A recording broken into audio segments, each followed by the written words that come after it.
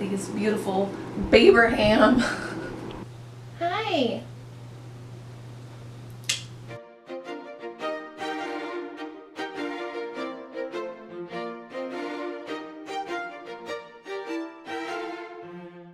Hello, and welcome back to another installment of House of Salt and Sorrow. Today, we will pick right back up where we left off, chapter 3, with our heroine, Annaleigh, and her obviously only child stepmother, who, if you remember, just announced that she's pregnant at her stepdaughter's wake. Yes, that is where we were. And we are about to find out the reaction of Papa Bear. We're going to find out what he has to say about his wife's little outburst. Oh, okay.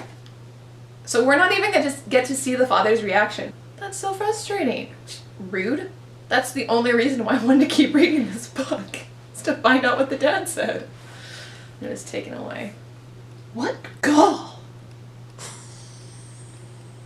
So apparently the stepmother said, and just like the god of light, Vanapee, with his son, my son, will be a shining, sunny ray of sunlight like the sun, my son. I'm so lost. She's wondering what her stepmother's wardrobe is like.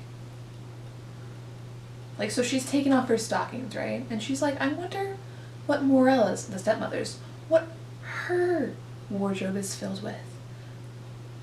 Had Papa lined it with white silk hose and ribbons and laces? What a strange thing to think. Ooh, snap. So there's only one sister before Annaleigh.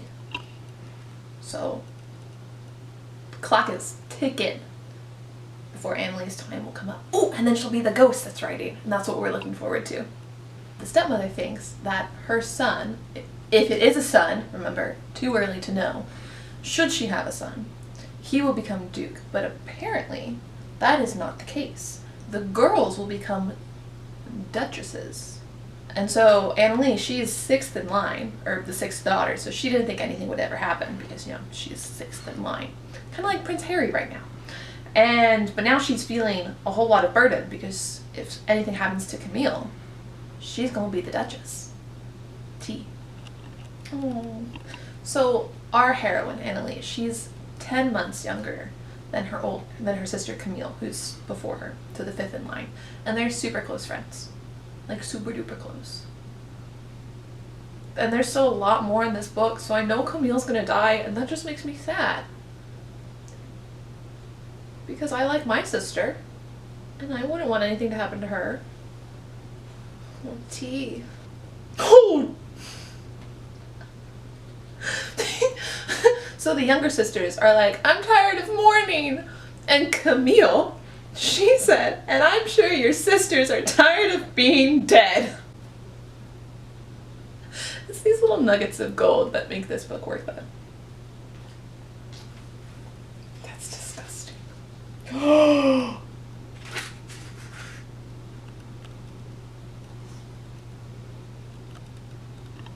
There's a ghost! So there's like little ins. She just came in with a nightmare, and she says, Lue, or whatever, the one that just died, she's pulling off the sheets. She's being mean to me. And there's a ghost! I'm telling you, this whole ghostwriter thing is becoming more and more like a real option. If it doesn't turn out like this, where it's a ghost writer, what is the point of these ghosts? You tell me. Ah! Bless you. There's a murder.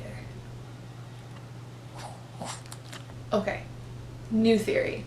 There's a long lost uncle, you know, like the dad's brother, and he wants to be Duke, right? So he's gonna kill off all of his nieces, and probably the new stepmother too, so that he can become the Duke of whatever island that they're on, because it's a make-believe world. Now that would also be a very good plotline. So, Prince Harry, take notes.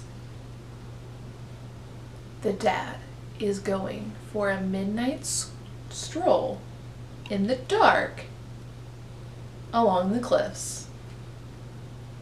Another murder, perhaps? Let us read on. I don't know. It's just the dad and the stepmom. He's crying. She's consoling him. And that's how it ends. It's just sad. There was so much more I wanted from that. I wanted murder. I wanted him to like push her off the cliff. That would be a real cliffhanger. Right? So thus ends the 3rd chapter.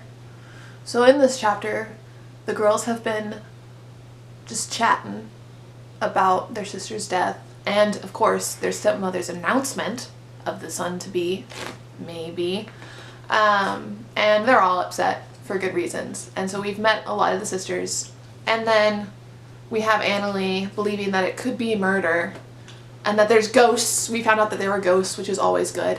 I love a good ghost story.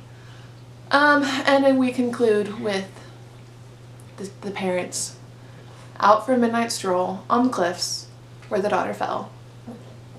Or was pushed. We will just have to keep reading to find out.